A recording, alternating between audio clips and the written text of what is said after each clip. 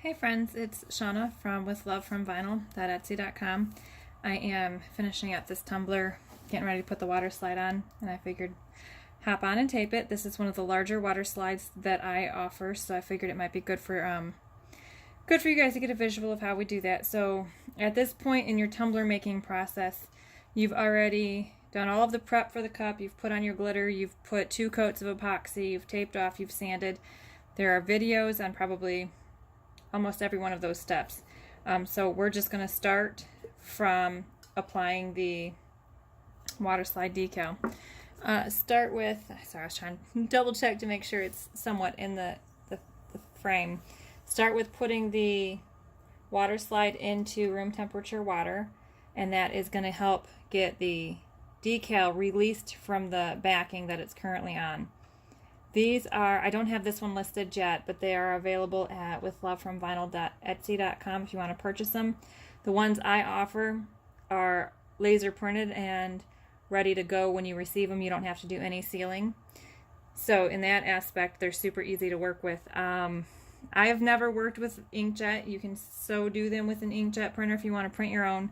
And I'm sure there's some great videos on how to do that as far as sealing goes, because with an inkjet you do have to seal them, but I know nothing about those, so I apologize. I'm no help on inkjet.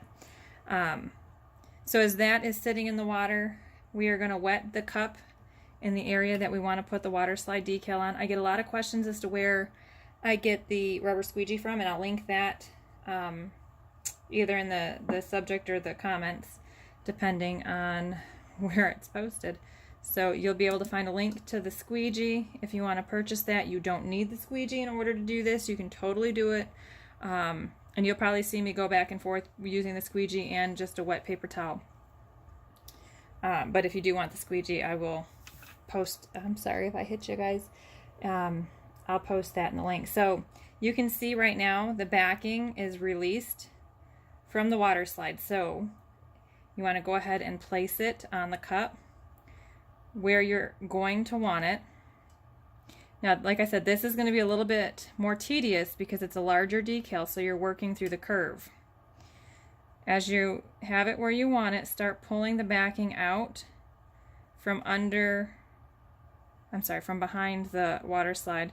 Now, you're trying to go really slow and rub out any wrinkles you may get when you're doing this.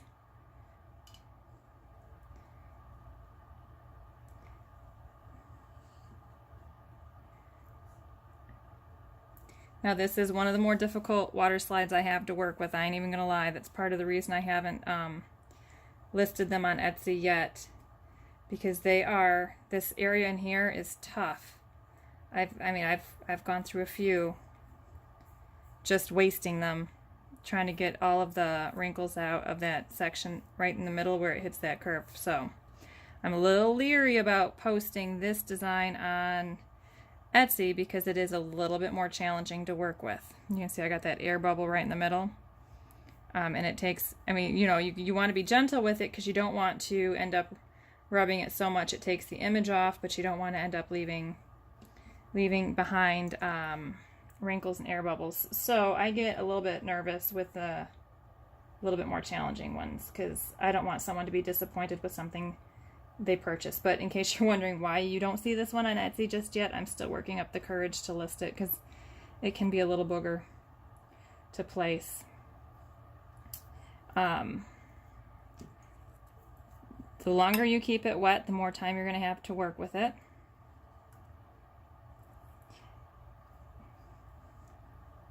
And that's why, like I said, you'll see me going back and forth between the wet paper towel and the squeegee, because sometimes I want to add water to it, sometimes I want to pull the water out from behind it. It's sort of like when you're working with vinyl and you're trying to work the air bubble out of the center, so you're pushing it towards the edges. It's the same way with the water slide. You're trying to get the center the center of the image perfect, and you're pulling the wrinkles out towards the edge where they can lay flat. I hope that makes sense.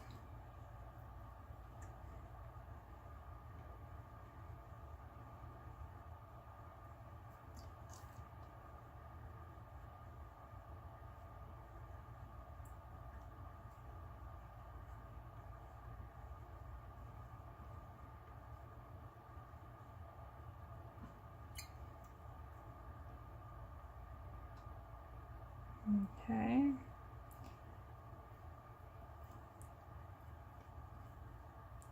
Now I'm going through and making sure I didn't miss any wrinkles before I let it dry. I do not want to dry it until I make sure all of my wrinkles are out. And you can see I'm being very careful with this because I don't want to rub it so much that I start pulling the image off of the water slide. But I also don't want to leave any wrinkles that you're going to feel through the epoxy. And I haven't even checked to see. I'm hoping this is all on camera. It'd be really fun if I did all that and it didn't even film. Okay. That is feeling good as far as wrinkles go.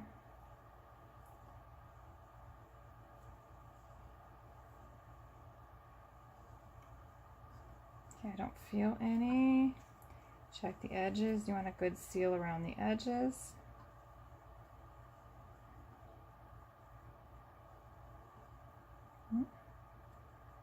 See, I pulled it so much I actually angled the castle on that one. Okay.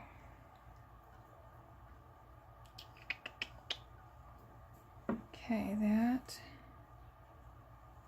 looks good.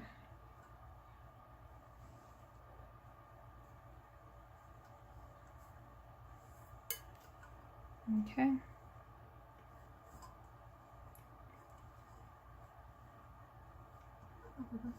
And I'm just making sure it's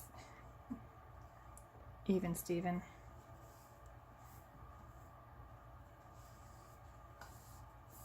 It'd be really bad if you did all that and then you ended up with a slanted castle.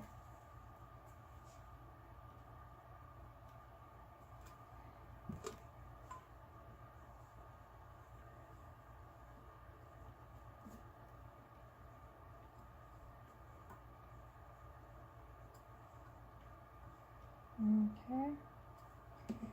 That. Oh, sorry, I'm moving it as I'm doing this to get it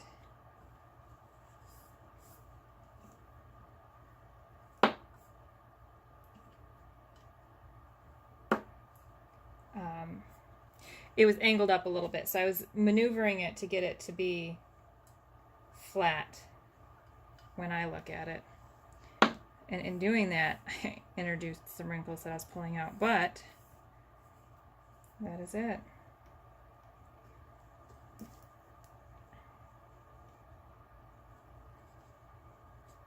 So I will let this dry for not 24 hours, that was a lie. I would say overnight usually. Today it's, oh gosh, what time is it? Not 3 o'clock yet, just about 3 o'clock.